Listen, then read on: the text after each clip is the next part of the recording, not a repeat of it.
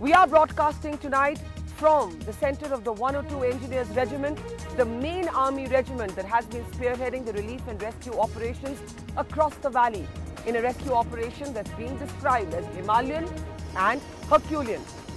Tonight on the program, salams to our soldiers. Do we remember our armed forces only in times of crisis?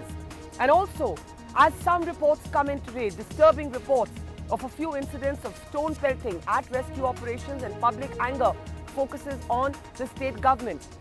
Are the separatists not chastened even now, even with the army and the air force at the heart of the rescue operation here in Kashmir? Now today we went on an air force sortie, and you can see some of those pictures coming up on your screen. An air force sortie that revealed to us the extent of the devastation. The heart of Srinagar is still submerged.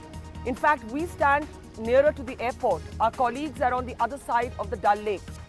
We have not been able to connect with them in person for the last 4 days because a mass of water stands between this point where I'm standing and the other side where the relief camp is in Kashmir University.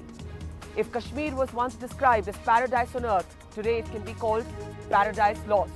With the heart of Srinagar submerged, the city, once considered amongst one of the most beautiful destinations in the world, is a veritable wasteland.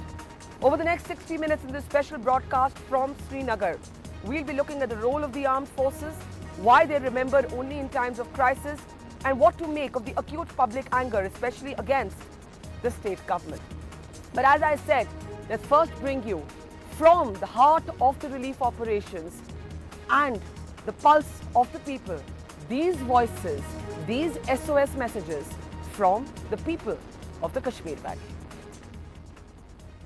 A Herculean rescue operation is being coordinated right behind me. The Army, the Air Force, even the Navy, Marine commandos, all part of this process. But today, 4 days later, as lakhs of people still remain stranded, the rescue teams are having to deal with an unprecedented situation. They're having to deal with angry crowds.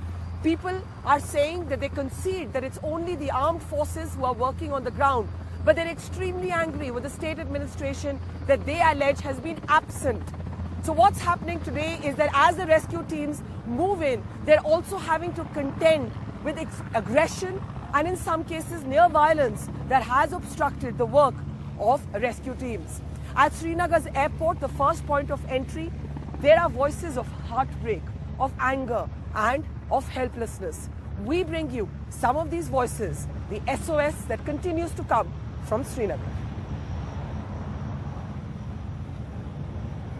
Mahjoor नगर, जवाहर नगर, राजबाग, वहाँ लोग मर रहे थे, चिल्ला चिल्ला के बोल रहे थे हमें बचाओ, हमें बचाओ। वोट आ रहे थे, वो उनको धक्का देके भगा रहे थे क्योंकि टूरिस्ट को बचा रहे थे। आपको ये क्यों लगता है कि लोकल को क्यों नहीं बचा रहे? क्योंकि हमने चीफ मिनिस्टर का भी बयान आया कि हम सबको बचाएंगे। आर्मी चीफ का भी यही बयान आया है। ऐसा कुछ नहीं मैम, बिल्कुल नहीं, क्योंकि लोग धक्का दे रहे थे उनको, वोट उनको हाथ जोड़ रहे थे हमें ले लो, लेकिन कोई सामने। अच्छा, अभी क्या हालात है? अभी बस लोकल को बचा रहे और कुछ नहीं, गवर्नमेंट कुछ नहीं कर रही है। ना रेस्क्यू जो बाहर से आए वो VIPs को बचा रहे हैं और टूरिस्ट को, और कुछ नहीं। Tell me a little bit about what you as volunteers are doing here. You're trying to get boats in from Mumbai, right? We've got friends who are coming from Delhi and Bombay who are getting boats, but we don't have vehicles here to take them out.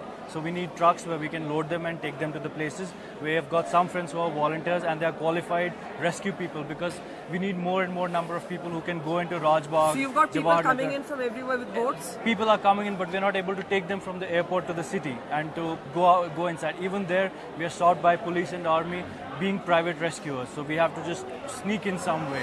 And what has made you all chip in to privately volunteer? People are dying. People are just dying. So all of us, everybody's working. Every Kashmiri is working to do something. My state of affairs, everything is gone in the floods. I am just making a statement on behalf of the health services here. I work as a professor in the Department of ENT, Medical College, Srinagar. It's all flooded. The Lal Ded Hospital is gone. The bone and joint is gone. The health services are zero. It's not even zero, it's minus. We're at the mercy of the army hospital, so anybody can make it, or at the most Skim Sora. What is the news from the hospitals? Hospital is flooded, one floor. So all our machines, CT scans, ultrasounds, Which hospital? theaters, Which one? SMH is main hospital. And it's 8 associated hospitals. And the children's hospital? Children's hospital, everything is gone. There's nothing. Can you tell us where you were stuck?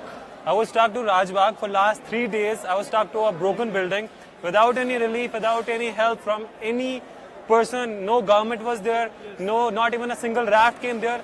All the planes were busy because that Mr. Chief Minister was busy in taking a round. Yesterday when the Aircel network was kept open for every network, I was able to connect. His parents called me from Jammu. I was already looking for him. Then yesterday when the water level receded in Rajbagh a little bit, I was able to go through the bund to that area. I already once went in the boat yesterday, but I was not able to go in the NDRF boat. Then today I contacted some officials from SP South. And you managed to rescue Yes, I could see from my building there was a rescue plane coming, taking the VIPs over there from a circuit house. They vacated the entire circuit house, but the people who were actually drowning, I was literally drowned. This is what is left from me.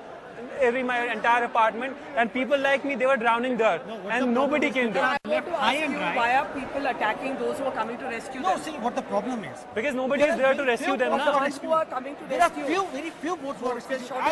Yes, there is a lot of shortage of boats. I feel that I talked to an NDRF person. He told me that only almost 200 to 300 boats are operating. Then for me, it's a very tiny, minute thing that they are operating only 200, 300 boats. The entire area is submerged. No administration is there. No, I cannot even see a single police. So you feel the state government is absent? Has absolutely failed. It's only army, CRPF and NDRF. Only army and CRPF and There are thousands of people stranded over there without food, without any water.